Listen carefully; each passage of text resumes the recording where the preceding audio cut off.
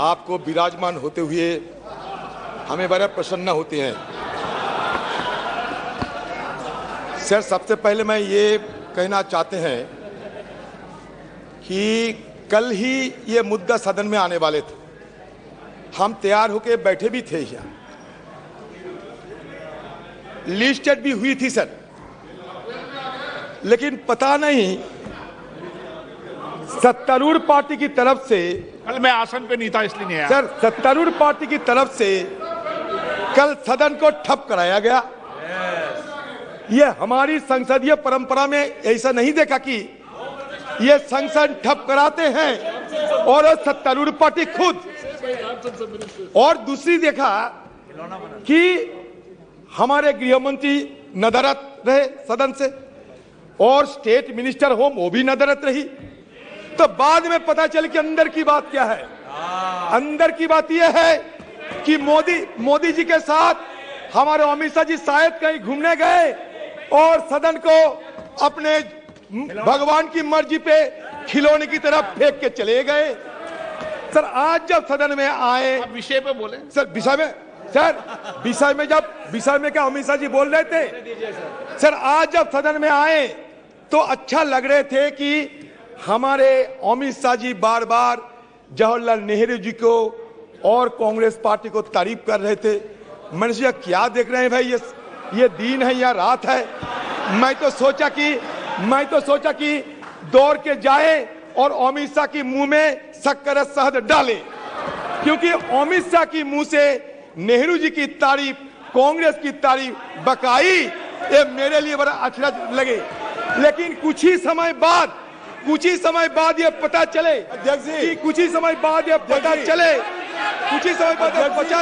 पंडित जी नहीं अध्यक्ष जी, जिनको मैंने पंडित नेहरू जी ने तारीफ नहीं करी है, मैंने जो पंडित नेहरू जी ने कहा वो कोट अनकोट कहा है, उसको तारीफ मानना है तो मुझे कोई आपत्ति नहीं है।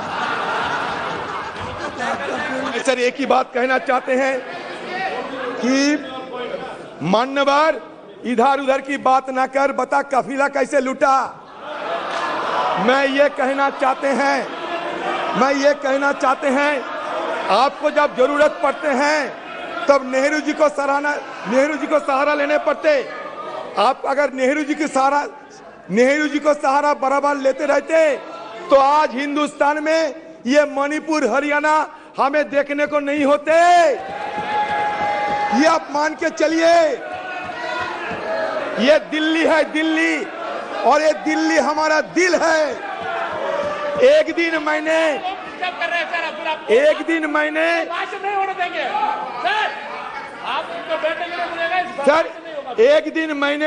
अपने रूह से पूछा ये दिल्ली क्या है। जब जवाब में ये बताए गए मानो आसमान जिस्म है तो दिल्ली उसका जान है। तो ये दिल्ली के साथ बार बार क्यों छेड़खानी किए जा रहे हैं, ये मैं आप लोगों से पूछना चाहते हैं। आपने खुद अपने वक्तव्य में ये पेश किए कि 1911 में ये कलकत्ता से राजधानी उठ के दिल्ली आए। बिल्कुल सही बताया आपने। ये 1990 में बालाकृष्ण कमेटी की रिपोर्ट और recommendation I.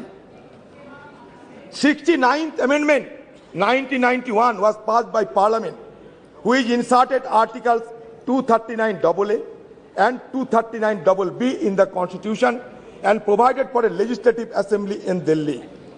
In short, the 69th Amendment Act roughly restored the kind of governance system that was offered to Delhi in 1952, a union territory with a legislative assembly, council of ministers, and an elected chief minister with limited mandate. ये union territory बने 1956 में। देखिए, मेरा सिर्फ यही कहना है कि आप जो भी कहे, शंका हमारे इसलिए है कि हिंदुस्तान में से एक ही राज्य दिल्ली नहीं है। अगर दिल्ली में इस तरीके की छेड़खानी होते रहेंगे तो इसके चलते आप धीरे धीरे हिंदुस्तान की बाकी राज्यों में एक किस्म के ही हमला करते रहेंगे। अगर आपको यह लगे कि यहाँ घोटाला होते रहते। ये घोटाले के लिए क्या ये बिल लाना जरूरी था? आपके हाथ में ईडी है, सीबीआई है, कितने सारे फौजे हैं आपके हाथ में, कितने सारे शक्तियां हैं अपने जेब में, तब उसको इस्तेमाल क्यों नहीं करते? ये घोटाला की चलते, घोटाला की विरोध करने के लिए आपको क्या ये बिल लाना जरूरी था? मैं ये सवाल पूछना चाहते हैं। दूसरी सवाल ये है कि देखिए ये अध्यादेश की घोषणा लोकतांत्रिक और न्यायिक विचार विमर्श का दरकिनार करने का एक स्पष्ट प्रयास है। क्योंकि मैं बता रहा हूं, क्योंकि सुप्रीम कोर्ट की 2023 संविधान पीठ के फैसले के महज 6 दिन बाद ही 17 मई 2023 के अध्यादेश को मंजूरी देने वाले कैबिनेट प्रस्ताव पारित किया गया था, जबकि अध्यादेश को 19 मई को ही कानूनी रूप दिया गया और उसी शाम जैसे ही सुप्रीम कोर्ट की छुट्टियां शुरू हुई, इस अध्यादेश को जनता के लिए लागू कर दिया गया। ये सही है, ये गलत? अब बताओ, इतना जल्दबाजी क्यों आपको लगे कि अध्यादेश के तहत ये बिल लाना जरूरी समझा है आपने? क्यों ये अध्यादेश लाने की क्या जरूरत थी? आप तो सीधा बिल ला सकते। ये जरूरी क्या थी? ये इमरजेंसी क्या थी? एक्स्ट्रा ऑर्डिनरी सिचुएशन क्या थी उस समय? आपको सदन में ये बताना पड़ेगा। देखिए 1991 में the parliament also pass the government of national capital territory of Delhi act to supplement the constitutional provision relating to the legislative assembly and the council of ministers. It conferred on the assembly the power to legislate on all matters in the state list as well as the concurrent list except land, police and public order. Further, in 2018, the Constitution Bench of the Supreme Court has dealt with the issue of the powers of Delhi government. Supreme Court involved the interpretation of Article 239AA of the Constitution, which deals with the governance structure of the national capital. In the ruling, the Constitution Bench held that although Delhi could not be accorded the status of a state, the concept of federalism would still apply to it. ये संघीय ढांचा के लिए हमें चिंता जरूर करना पड़ेगा, क्योंकि हिंदुस्तान में अगर संघीय ढांचा ना बचेगा तो हिंदुस्तान तबाह हो जाएगी। इस कगार में हिंदुस्तान ना जाए, इसलिए हमें चिंता करना जरूरी है। The 2018 ruling said that with the introduction of Article 239AA in the Constitution, Parliament envisaged a representative form of government for Delhi while seeking to provide a directly elected legislative assembly with legislative powers over matters within the state list and the concurrent list barring those exempted.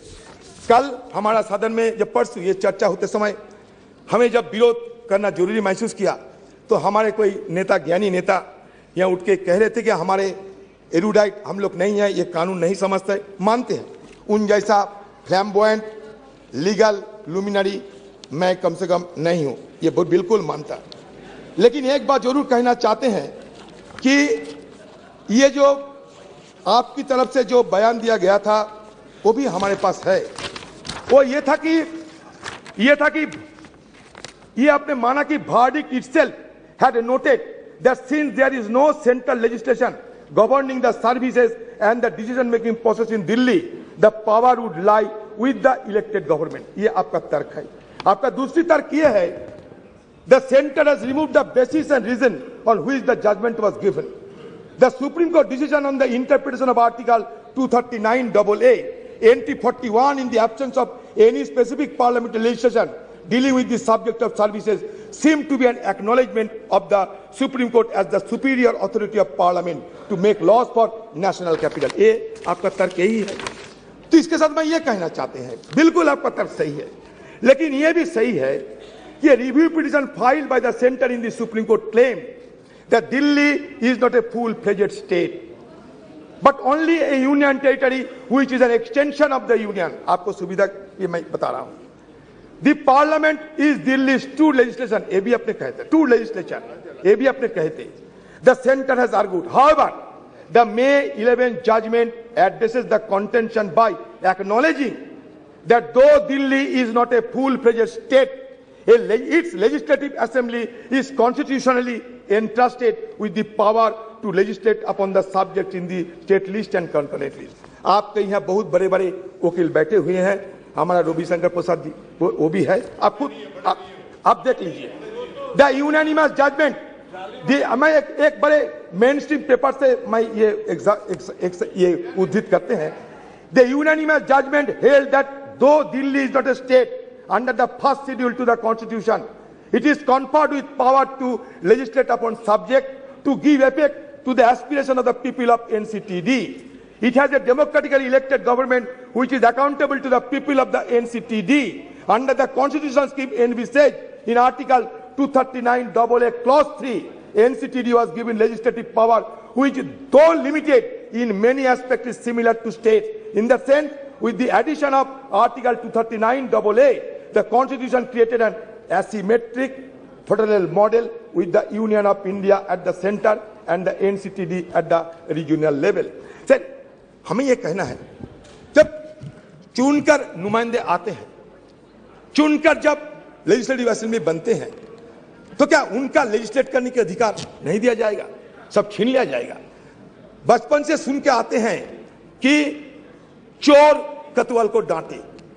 यहां तो लगते हैं कि चोर सिर्फ कतवाल का नहीं, collector को हुक्म कर रहे हैं, क्योंकि यह सारे जो हमारे लेजिस्लेटिव असेंबली रहेगा, ये लेजिस्लेटिव असेंबली को खत्म करते हुए ये ब्यूरोक्रेट्स पे सारे जिम्मेदारी, सारे अधिकार ब्यूरोक्रेट्स पे सौंपा जाते हैं।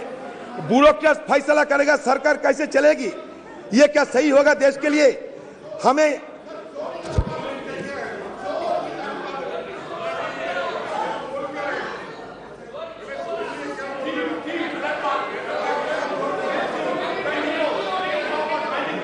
सर, जहां आपको गलत लगे छांट दीजिएगा, कोई हर्ज नहीं। मैंने कहा ये कहावत की तरह, ये कहावत है, मैं अपनी बात नहीं।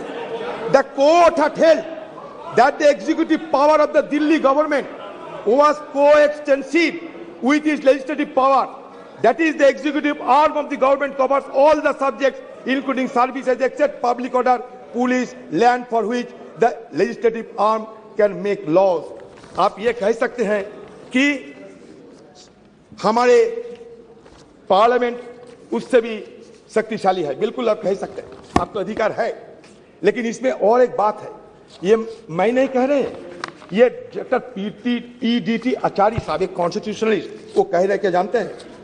When we analyze the key provision of this ordinance in terms of Article 239AA as well as GNCTD Act 1991, it will be found to not be in conformity with the Constitution. Article 239AA Clause 7 empowers Parliament to make a law to supplement the provisions contained in that article. मानते हैं, लेकिन इसके साथ क्या होते हैं? To supplement the provision does not mean making contrary provision. Parliament has not given any power in this article to make a law conferring all powers on the Lieutenant Governor with respect to the administration of the territory of Delhi. हमारा आपत्ति यही है, ये कानूनी आपत्ति है sir. ये हम कोई मनगढ़ंत आपत्ति नहीं करते, कोई अलायंस के चलते, ये कोई दूसरी वजह से। ये हमारे फेडरल स्ट्रक्चर इसमें बड़ा संगीन हालत में गुजर सकते, इसलिए हम पहले ही चेतावनी देना चाहते हैं।